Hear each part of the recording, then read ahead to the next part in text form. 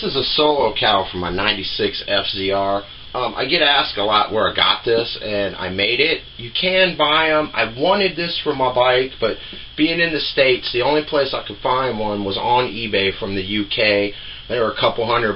It was a couple $100 for shipping and custom fees, so it just seemed unreachable for what it was, and I knew I could make one for so much cheaper. So I'm going to show you a little bit on how I made this. This one pops right off. It's got the bolts, but it pops right off. So pretty much what you're going to need to do is you need two templates. This one's made out of what I'll refer to as poster board. It's thin cardboard. It's similar to a cereal box. Actually, if you could find a big cereal box, you'd probably use a cereal box.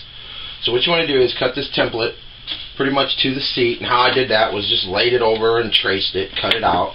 Now before you put this on the seat, you want to get some fiberglass matting material and cut yourself out one big piece of fiberglass the same as this. So after we've cut the fiberglass off, we're going to take this cardboard template here and we're going to tape it to the seat. And when I say tape it to the seat, we're going to use masking, just regular masking tape. And tape it. You're going to have to pull it tight. Make sure it's tight down on the seat. And you want to tape everything. You don't want any seat to be exposed. Anywhere the seat is sticking out, you can get fiberglass on it and you're going to have a mess. So we tape this completely. Tape the whole front. Everything's covered. That keeps any fiberglass from getting on the vinyl itself. Now your second template is going to be made out of heavier corrugated cardboard. I just used a mailing box. And what you want to do with this template is cut it to fit the front of the seat. So it goes down over the front of the seat here. Slide it down over the seat and tape it. I use 2-inch masking tape. It's a little better. It fills the void a little faster. But you want to tape this and when you put this tape in here, you want a sharp edge. So kind of fold the tape, stick it in, so you get a sharp corner where the two cardboards meet. But anyways, come all the way across, tape this all the way across so no fiberglass can run out. Once you've got this done, what you're going to do is you use fiberglass resin. You can get a quart kit anywhere, AutoZone, any of your auto parts store. I believe even Walmart carries it. I used about a pint on this, so a $20 quart deal is plenty. Mix up your fiberglass resin, and what you're going to do is you're going to brush fiberglass resin completely over this cardboard. Just put it on there nice and smooth, nice and heavy.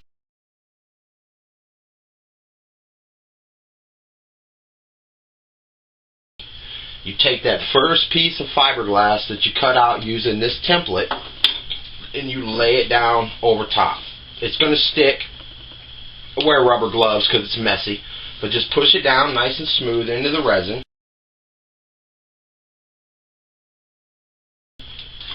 Then you're just going to repeat that process. More resin on that fiberglass. Now after that first piece is on, one solid piece, the rest of it I cut in like 4-inch wide strips the length of the seat. And the reason for that is you're going to cross-hatch this fiberglass. I got like 4 coats on the side, 6 on the top. The top's a little thicker. So what you're going to do, you got the first piece on, you've covered it in fiberglass resin again. Now you're going to take your strips and go vertically. Put the strips vertically down the seat. Then more fiberglass resin. Push that in. Push that one piece of fiberglass. You'll see the resin come up through. And then more resin. Dab that resin in so it gets into the fiberglass. You got to be careful because you can pick up the fiberglass mat and drag it with the brush. So once we get this vertical layer, then we're going to put more fiberglass resin, do a horizontal layer. More fiberglass resin, another vertical layer. More fiberglass resin, another horizontal layer. So you end up with 6 layers on the top, 4 layers on the side. You're cross-hatching it. It's going to be good and sturdy. At this point, if you've got your fiberglass on, you can let it sit overnight to dry. One thing I want to mention, though, fiberglass can be your best friend, it could be your worst nightmare. The trick with fiberglass is be neat. If you put it on here sloppy and heavy and it's dripping everywhere, when you come back you're going to have a mess to sand. So the neater you are with this application of the fiberglass cloth, the less headache you're going to have sanding it down. So we get that on, we come back the next day, let it sit overnight, come back the next day, and we should be able to just peel this right off. Let's take all our tape off, pull this front piece out. When you untape this from the seat, this is going to be a hard shell that's just going to lift off. It's going to look like this. It's rock solid hard. So from here, basically you've got this in a rough. It's got a contour. It's a pretty sharp contour line here and here. It's not really rounded. And start blocking it. Get your lines, put it off and on the bike so you can keep this line coming to the back tail light section. You kind of want that line to follow back. So you get it block sanded with some 36.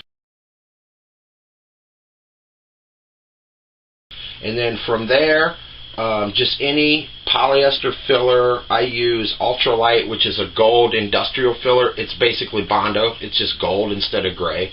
So put you a nice skim coat of Bondo on there. Then you want to break it down to like an 80 grit. Smooth that out. A little more Bondo. Just feather it, fine tune it, smooth it till you get it to where you want it. Work the sandpaper down from an 80 grit to like a 120 to like a 220. Then primer it. Get it in primer, you're good to go. Now, there are these little tabs right here. And what these little tabs do is hold to the back of the seat. So that's one of the last things you do. Once you get all your body work done, all your scratches, and you got this in primer, then you're going to want to put it on. Without the tabs, it'll just drop on the seat. See, the tabs aren't letting it down. So with the tabs, you have to slide it on the seat, and you'll see how the tabs hold it. They hold the back of the seat on. Now, I'm not 100% sure if you need those. You might be able to just tighten this bolt super tight, but what those tabs do is they keep the back from lifting. See, that's not coming off of there. And any of them that I looked at had that tab, so I fabricated it. And what I did there was, once you're in primer, put it back on, figure out where your hole is going to be, drill your hole, take your bolt, put a bolt through it. I'm not lined up. There we go. Put the bolt through it so you don't move. Make sure you got your lined up, how you want it to be. And then what you're going to do is tape, again, before you put it on, tape the seat all back off where your tab's going to be. Now what I did, which was a neat trick, I just went to the hobby store and got some sculpting clay, modeling clay. It's like 99 cents, $1.99. It's really cheap. It's really available. And I just made a little mold, kind of like a little bead of clay that went right around here. And then where this void was, it allowed me to just pour fiberglass in there. And then I took some fiberglass matting material and packed it, wadded it in there. So then when that dried, I pulled the clay out and I was able to pop the seat back off, and then I had those little tabs there. And I actually I sand the tab, fine tune the tab to fit the seat.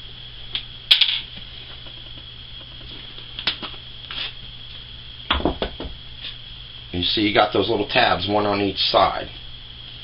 So that's pretty much it. It's pretty simple.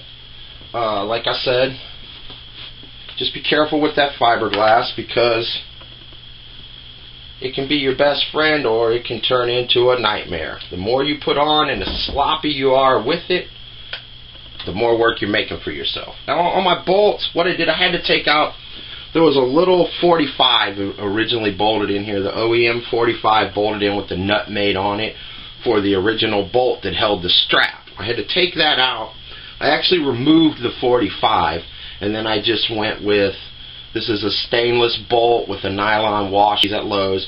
They're not too much, $4 or $5 for me, 5 or 6 of them. They're a little more expensive because they're stainless, but because they're stainless they won't rust. And actually on my FZR, the prior owner had put so many different body bolts in it over the years, literally every bolt hole for the body and the windshield was stripped out.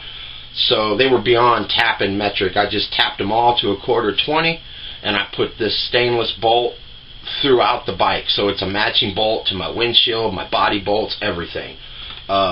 You want to put the nylon washer on there so you don't tighten it down and crush it into the fiberglass, but it's pretty simple. Once the bolt's on there, put a nut on the back. I actually double nutted it so it wouldn't vibrate off. Bolt and nut there. These tabs hold it in the back, and it's not coming off unless you want to take it off. So that's the cowl, and that's how I did it. It's a little, mine doesn't fit 100% right here. It is a little gap right there. I can draw it down when I tighten it, and it takes some of that out, but there is a little gap here and here, just because when I did this, my seat was black, and then I recovered the seat red. So by pulling it tighter when I recovered it, I need to kind of tighten it down to fit it. But it came out great. All in all, I spent about $30 on it. It took me about 4 hours. So that was much better than a few $100 on eBay and waiting 6 or 8 weeks for customs to clear it from the UK. So hopefully this will help you. This should be applicable for anything. I mean, you want to make a solo cap for your Ninja, for your GSXR. I know my SRAD has the bubble type cap, so it's a little bit different. But it's pretty simple, and hopefully that helped. If you got any questions, I'll try to answer them. Feel free to leave a post and let me know what you think.